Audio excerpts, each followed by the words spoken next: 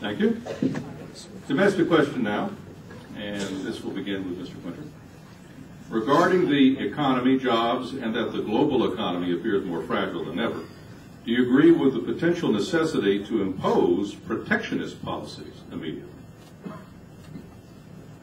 Well, let me just real quick go back to something that Dee said. I think that the answer didn't call for the issue of energy independence here in this country. We have a major problem in Europe that their economy is collapsing, and the Russians are aiding in that. We have allies in Europe that we need to take care of. I don't think there's any question more energy independence in America is part of the answer for us. With regard to protectionism, no, I don't believe in protectionism. I don't think it serves anybody's goods or anybody's use. I believe in free trade. I believe that we should open to the world and make ourselves competitive. And the way we do that is get our economy humming, make ourselves competitive again. One of the things we can do to do that is bring the corporate tax rate down in this country, make it easier for businesses to operate here. We have the second highest corporate tax rate in the world. We're also the only Western industrialized nation in the world that has a policy that taxes companies, domestic companies, to bring money they make offshore into our country. It costs us over $500 billion a year. Thank you, sir. Mr. Eckman? Would you repeat the question? Regarding the economy and jobs, and that the global economy appears more fragile than ever, do you agree with the potential necessity to impose protectionist policies immediately? My answer to that is also no. That certainly maintaining commerce, maintaining trade produces positives for the economy worldwide. It was tried during the early stages of the 30s, and it accentuated the problem, didn't relieve it. Free markets throughout the world are what we need to make our economy work better. We have many things that we need to work with, including simplifying the tax structure, reducing regulations, and making it clear for businessmen, small businessmen, to be able to grow their businesses, add employees, hire with real jobs, and provide real benefits. Thank you. Mr. Hodgson. Thank you. I also agree with my two opponents.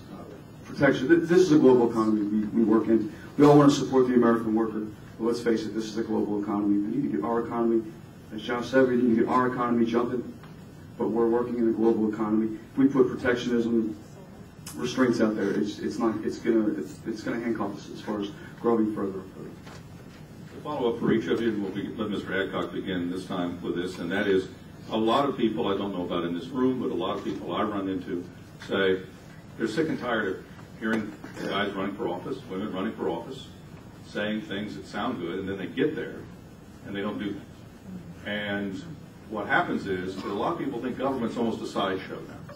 That between the IMF and the World Bank and big corporate people and the United Nations, that American people don't have control. The taxpayers' money is being used when they have not given one sentence that says, go ahead and use it for that purpose.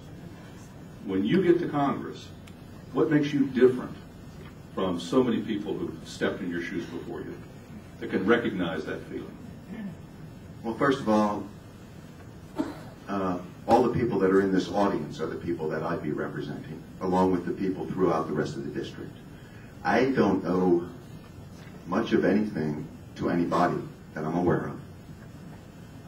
I've not been a politician, nor have these gentlemen to any degree. But we don't have that. We don't carry that baggage. I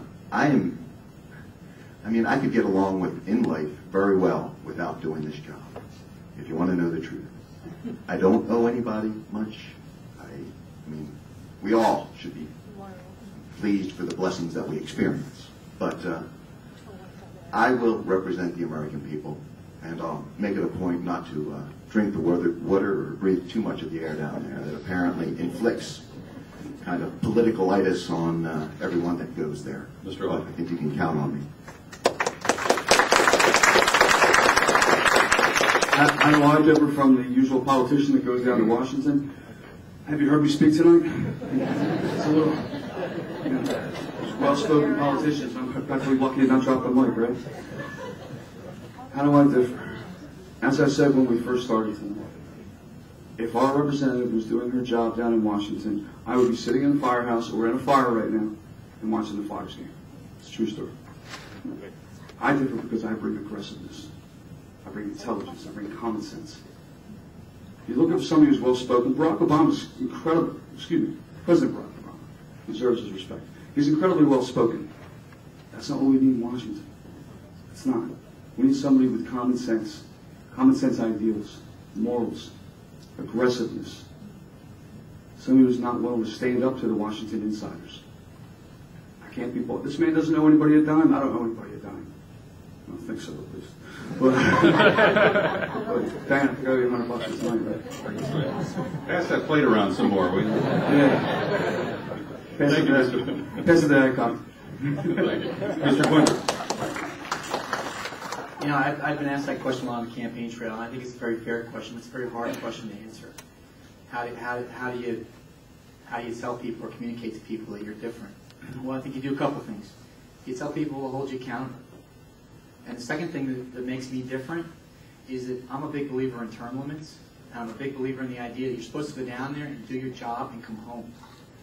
And I've already pledged in this race 3 terms. And you know what that makes me when I go to Washington? Dangerous. Because I don't have to answer to a lobbyist. I don't have to stay alive. I just have to go down there and do what's best for all of you. That's how you hold me accountable, and that's how you take the measure of the man. You determine, is he going down there to get the work done, or is he going down there to spend the rest of his life? I would take one exception with what Brian said. You do need somebody that can articulate the issues, because you got to have somebody that can get in there on the ground running when they arrive. There's no time to learn on the curve. We're in a crisis situation. We've got a lot going on. And if you don't have somebody down there right now that you know understands your issues, and I do owe people money. I'm paying a high premium. I'm paying a high health insurance premium. So the answer is find somebody that can get it done now. Mr. Adcock, we'll begin the next round of formal questions with you. This is a foreign policy question. Regarding the growing influence of Islamists and Chinese on African countries and the ongoing threats against oil shipments, do you agree that the American military should adopt a hot pursuit policy against Somali pirates? Yes. Thank you. My kind of answer to you. Yes, I do. Okay. Yes. Very good. We're going to get more of your questions in this afternoon.